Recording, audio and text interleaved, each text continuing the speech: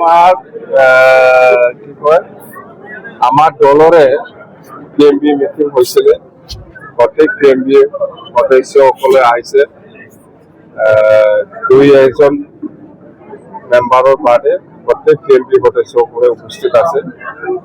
ইয়াত আমি যেহেতু বিশেষ দল হিচাপে ইলেকশ্যনৰ সময়ত বা ইলেকশ্যনৰ আগত ৰাইজৰ হৈ পেলাই কাম কৰিম বুলি প্ৰতিশ্ৰুতি দি আহিছে। সেই হিচাপত আমি আজি অসম চৰকাৰ গঠনৰ নতুন অসম চৰকাৰ গঠনৰ পিছত আমি প্ৰথমবাৰ PMB মিটিং কৰিছে দল হিচাপে।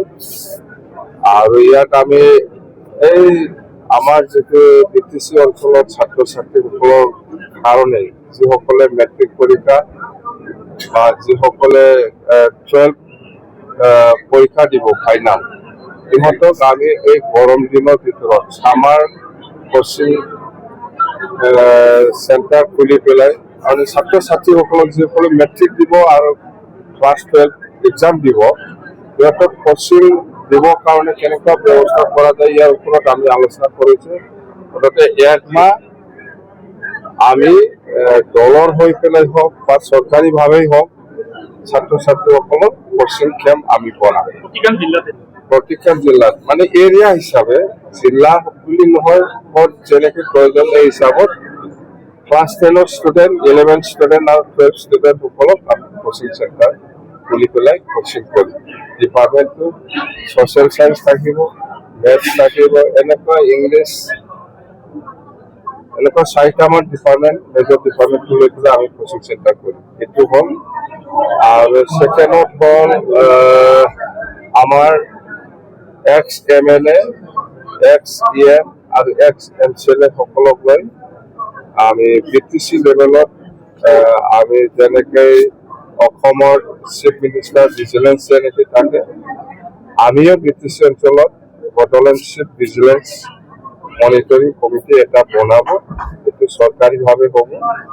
মানে আমাৰ BTC অঞ্চলত কি হৈছে, কি হোৱা নাই, ক'ত কি কৰিব লাগে নালাগে, সেইবিলাক গোটেই মনিটৰ কৰিবৰ কাৰণে আমাৰ এক্স MLA, এক্স EM আৰু এক্স MCLA সকলক বনোৱা হ'ব ইমিডিয়েটলি।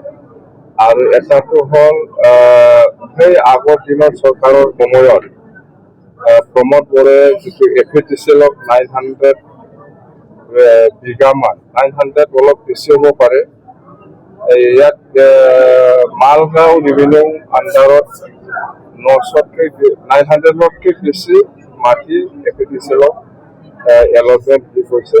এতিয়া অসম চৰকাৰৰ পৰা এইটো ইমিডিয়েট হেণ্ড অভাৰ দিব লাগে বুলি আমাৰ তাত লেটাৰ আহিছে। তো আমি আলোচনা কৰিছে, আমি এই 900 চামথিং বিঘাত যিমান জাতি জনগোষ্ঠী আছে, সম্প্ৰদায়ৰ মানুহ আছে, ইয়াত মই যিমানটো জানো মুছলিম সম্প্ৰদায়ৰ আছে আৰু কিছু হয়তো ৰাজবংশী ফেমিলিও আছে। তো আমি আমাৰ MCLA ধনেশ্বৰ ভূঞানী আৰু আমাৰ যিখিনি লোকেল বাসিন্দা সেইসকলৰ লগত আমি আলোচনা কৰিছোঁ যে সেইটো কি কৰা যায়।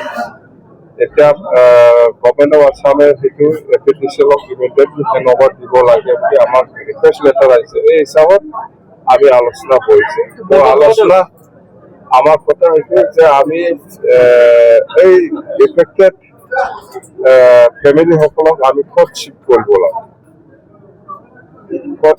ক'ত এটাটো জাগা দিব লাগিব, শ্বিফ্ট কৰিব লাগিব। যিহেতু ইহঁতে BTCৰে মানুহ, এই হিচাপত আমি BTC অঞ্চলতে আছে পাছে য'ত চৰকাৰী মাটি এনে পৰি আছে তাতে বহাম বুলি আমি অলৰেডি আলোচনা কৰিছে। আৰু এফেক্টেড সকলক কি ফেচিলিটি দিব লাগে সেইটো চৰকাৰী নিয়ম হিচাপে আমি দিম। এটা হ'ল আমি যিমানটো জানো 93 ফেমিলি আছে, 93 ফেমিলি আছে। এই 93 ফেমিলিক আমি ইহঁতে ক'ত বহিবলৈ ইচ্ছা আছে সেইটো মাটি দেখাই দিলে আমি তাতে মাটিটো এলটমেণ্ট কৰি দিব। আৰু আমি লোকেল বাসিন্দা হিচাপে আমি আলোচনাও কৰিছে, ইহঁতে এগ্ৰি। আমি কৈছোঁ যে আপোনালোকে জাগা চইচ কৰক ক'ত বহিব, সেই হিচাপত আমি মাটিটো এলটমেণ্ট দিব। এই হিচাপত ইহঁতে আমাক অতি সোনকালে ইহঁতে ক'ত বহিবলৈ ইচ্ছা আছে সেইটো আমাক জনাই দিব। সর্বজোড়া নহয়, এইটো মালগাঁও, এইটো সর্বজোড়াটো নহয়, এইটো মালগাঁও, এইটো চাপৰ।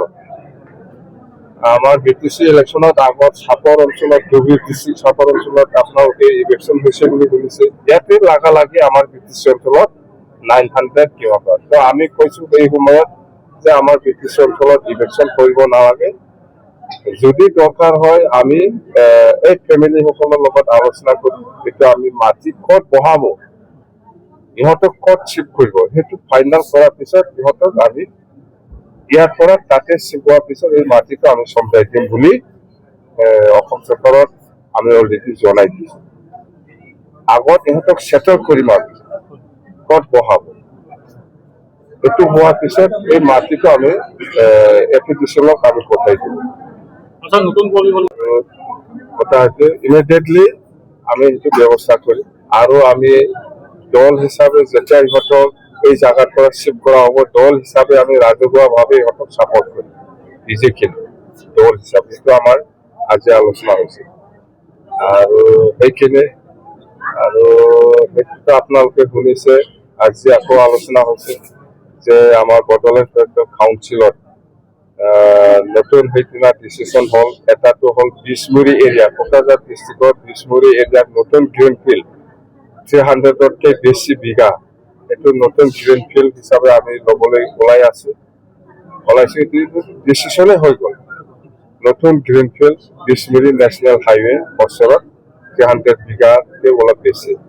আৰু একটাটো হ'ল বিটিচি যিটো নতুন গেট, বড়োলেণ্ড কাউন্সিলৰ যিটো গেট, ইয়াত অকল এফচি চেম্বল থাকিব নালাগে, থাকিলে DLCও থাকিব লাগে, NJBও থাকিব লাগে।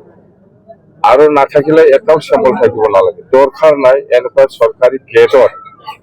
চৰকাৰী গেটত কোনোবা আফচু বা কোনোবা BLC বা কোনোবা NJBৰ চেম্বল থাকিবই নালাগে হিচাপত, মোৰ হিচাপত। কিন্তু সেইটো উঠাই দিলে বেয়া পাব। যদি এফচু আছে তেতিয়াহ'লে চুক্তিকাৰী BLCও হয়, NJBও হয়। সেই হিচাপত এফচুও থাকক, BLCও থাকক, NJBও থাকক। এইটো আজি আমাৰ PMBয়ে আমাক ছাপৰ্ট কৰিছে। নাই, প্ৰমোদ বড়োৱে যিটো চাকৰি দি গৈছে সেইটোকে আমি ভেৰিফাই কৰি আছো, জেনুইন কইনা নহয়।